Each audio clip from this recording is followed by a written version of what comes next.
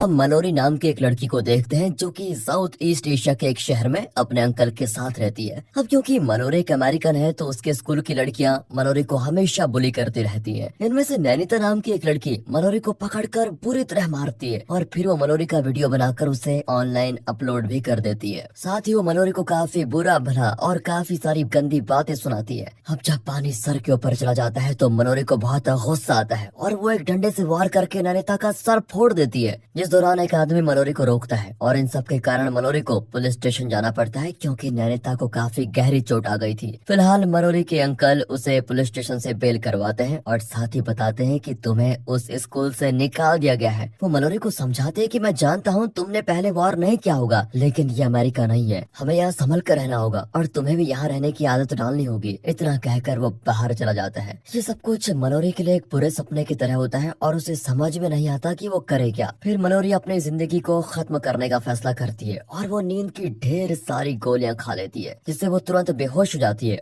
और जब उसे होश आता है तो वो खुद को हॉस्पिटल में पाती है। खैर मनोरी ने नैनीता को चोट पहुंचाकर छोटा ही सही लेकिन क्राइम तो किया है, इसीलिए जज उसे विमेंस करेक्शनल फैसिलिटी में रहकर अपनी 2 साल की सजा पूरी करने के लिए कहते हैं। दरअसल ये फैसिलिटी एक तरह से टीनेज लड़कियों की जेल ही है, पर अब सजा हुई है तो ना चाहते हुए भी मनोरी को इसे भुगतना ही पड़ेगा। इसलिए टॉम उसे फैसिलिटी में लेकर आता है जहाँ मोना नाम की एक लड़की इन लोगों को उस जगह की साफ सफाई दिखाते हुए वार्डन जेनिफर के पास लेके जाती है। फिर जेनिफर टॉम को यकीन दिलाती है कि ये सिर्फ नाम की जेल है, यहाँ सभी के साथ अच्छा व्यवहार किया जाता है, आप चिंता मत कीजिए। टॉम भी मनोरी से कहता है कि तुम चिंता ना करो, बस कुछ ही दिनों की बात है, मैं तुम्हें यहाँ से जल्दी से छुड़वा लूंगा। फिलहाल टॉम के जाने के बाद अचानक से मोना का भी मनोरी के प्रति बिहेवियर एकदम से बदल जाता है। वो मनोरी को उसके सेल तक लेकर जाने लग जाती है, जिस दौरान हम इस जेल की असली तस्वीर देखते हैं जो कि टॉम के आगे मोना ने नहीं दिखाई थी। मनोरी देखती है कि यहाँ की हालत तो बद से बदतर है और यहाँ पे काफी खतरनाक और पागल लड़कियां सजा काट रही हैं, जिनमें से एक रेजा होती है। वो पूरी तरह से एक साइको है जो कि मनोरी को देखकर उसे परेशान करने लगती है। जब मोना भी मनोरी की मदद नहीं करती तो एक लड़की ये सब कुछ देखकर रेजा को मनोरी से दूर करती है। फिर मोना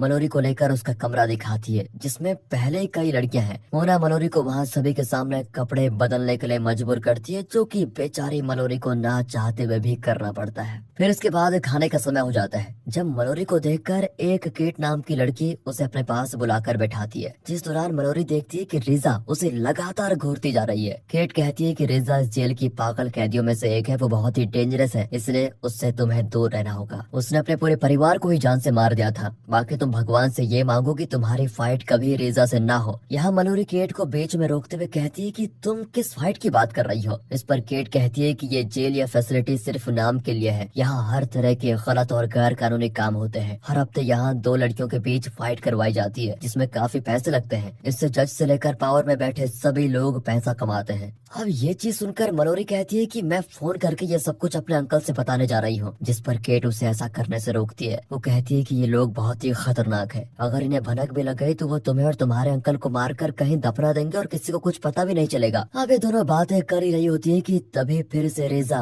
मनोरी को परेशान करने के लिए आ जाती है, जिसे इस बार केट रोकती है। पर रेजा केट से डरती नहीं और जब दोनों लड़ने ही वाली होती हैं तभी गार्ड आकर उन्हें रोक लेता है। अब केट के मना करने के बावजूद मनोरी टॉम को कॉल करके कहती है कि ये जगह बिल्कुल भी अच्छी नहीं है, आप मुझे लेकर यहाँ से जल्दी चलो। बाकी वो जब और बताने लगती है तो गार्ड उसे फोन रखने के लिए चिल्लाने लगता है, इसलिए डर कर मनोरी फोन रख देती है। फिर मनोरी को जेनिफर बुलाती है जो कि उसके सामने एक पेपर पर साइन करने के लिए कहती है। मनोरी देखती है कि उसमें इंग्लिश नहीं बल्कि कोई और ही भाषा लिखी हुई है, तो वो साइन करने से इनकार कर देती है। वो कहती है कि इसके लिए मुझे पहले अपने अंकल और लॉयर से पूछना पड़ेगा। जेनिफर बड़े ही प्यार से कहती है इसमें ऐसा कुछ भी नहीं है जिसे तुम गलत समझो, बाकी तुम जब तक इस पर साइन नहीं करोगी तब तक तुम्हारी सजा नहीं गिनी जाएगी। अब अगर लॉयर वगैरह के चक्कर में पड़ोगी तो इसमें करीब 3 से 4 महीने का समय तो लग ही जाएगा और यहाँ का सिस्टम और सिस्टम के खिलाफ कोई नहीं जा सकता, इसलिए इस पर साइन कर दो, इसमें ही तुम्हारी भलाई है। बेचारी सीधी साधी मनोरी उसकी बातों में आकर उस पेपर पर साइन कर ही देती है। फिर मनोरी साइन करने के बाद जेनिफर से कहती है मुझे यहाँ कुछ लड़कियाँ काफी परेशान कर रही हैं। इस पर जेनिफर कहती है उनकी परवरिश ऐसे ही थी, इसलिए वो ऐसे हो गई। उन्होंने अपना ज्यादातर समय गरीबी में काटा है। बाकी तुम चिंता ना करो, मैं गार्ड से बोल दूंगी, वो ध्यान देंगे कि तुम्हें कोई भी परेशानी ना हो। ये सुनकर मलोरी उसे थैंक यू कहकर चली जाती है। फिर अगले दिन मलोरी के पास मोना आती है। वो मलोरी से कहती है कि यहाँ अगर रहना है तो काम भी करना पड़ेगा, समझी? तुम बताओ तुम करोगी क्या? या तो तुम टॉयलेट साफ कर सकती हो या फिर जमीन को घिसकर साफ कर सकती हो। बताओ तुम दोनों में से क्या करना चाहती हो। मलोरी जमीन वाला काम चुनती है। इसके बाद उसे जमीन घिसने के लिए कुछ दिया जाता है, जो काम इतना आसान नहीं होता। यहाँ मलोरी का सामना फिर से रेजा से होता है, जो मलोरी से कहती है आखिर तुम्हें कब तक केट बचाएगी। इतना कहते ही रेजा मलोरी को एक जोरदार पंच लगाती है, जिससे मलोरी के नाक से खून आ जाता है। यहाँ मलोरी देखती है कि ये सब रेजा गार्ड के सामने ही कर रही है। काम खत्म करके जब मलोरी वापस आती है तो उसकी नाक की चोट को देखकर केट समझ जाती है कि उसे रेजा नहीं मारा है, इसलिए वो मलोरी के लिए रेजा से लड़ने जाती है। जिन्हें इस तरह लड़ते हुए देखकर वहाँ जेनिफर आ जाती है। वो रेजा और केट को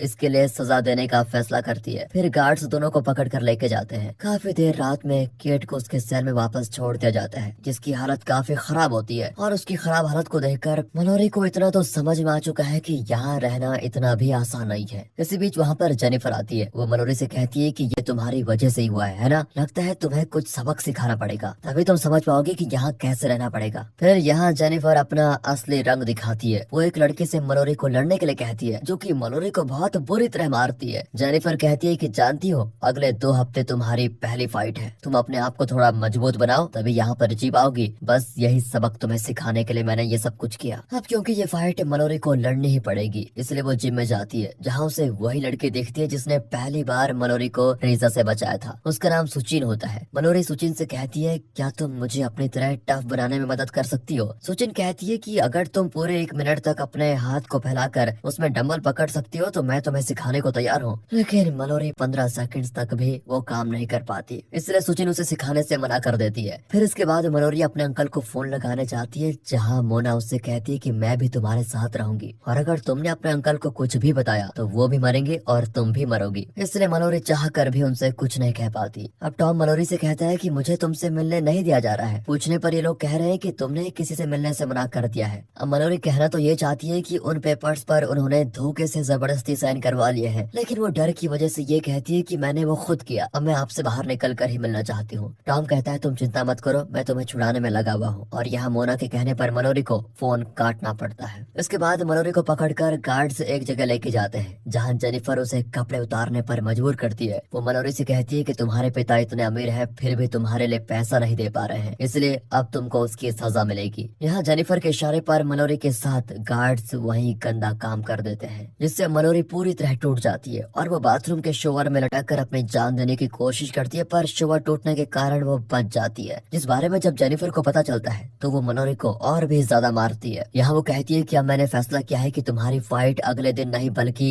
1 हफ्ते में ही रेजा से होगी। मलोरी यहाँ रोते हुए जेनिफर से पूछती है कि आखिर तुम मेरे साथ ये सब कुछ कर क्यों रही हो? जेनिफर का जवाब होता है कि मुझे सिर्फ पैसों से मतलब है, पर तुमसे मुझे वो मिल नहीं रहा है। फिर भी तुम मेरा दिल देखो कितना बड़ा है। मैं चाहती हूँ कि तुम टफ बनो, ना कि अमेरिकन की तरह कमजोर बनो। तुम्हारे जैसे अमेरिकन को सुधारने में मुझे बहुत मजा आता है। हम मलोरी देखती है कि एक लड़की यहाँ के जुल्मों को सहकर इतनी तंग आ चुकी है कि वो अपनी जान दे देती है। उसकी मौत को देखकर मलोरी फैसला करती है कि मैं इस तरह ऐसे हार नहीं मानूंगी, बल्कि अगर मरना ही है तो लड़कर मरूंगी। इसलिए केट उसकी तैयारियों में मदद करती है, जिससे मलोरी पर काफी बदलाव आ जाता है। उसे इतने अच्छे से तैयारी करते हुए देखकर जेनिफर मलोरी की ताकत जांचने के लिए एक दूसरी लड़की से उसको लड़वा देती है, जिससे मलोरी एक अच्छी फाइट के बाद हरा देती है और इससे मलोरी को खुद पर विश्वास भी हो जाता है। एक रात मलोरी जब अपने दोस्त केट के साथ होती है तो उसे जेनिफर मिलने के लिए बुलाती है। वो मलोरी से कहती है कि तुम्हारे अंकल टॉम ने पैसे तो खर्च किए हैं, लेकिन उन्होंने वो गलत आदमी को दे दिए हैं। इससे उन्हें तुमसे एक बार मिलने का मौका तो मिल गया, मगर उससे ज्यादा उन्हें आगे कुछ नहीं मिलेगा। बाकी तुम्हारे पास यहाँ से निकलने का अब सिर्फ एक ही रास्ता है, तुम रेजा को फाइट में मार दो और तुम्हें मैं यहाँ से जाने दूंगी। और ये मैं तुम्हें ऑप्शन नहीं दे रही हूँ, क्योंकि अगर तुम उसे नहीं मारोगी तो मैं तुम्हें मार डालूंगी।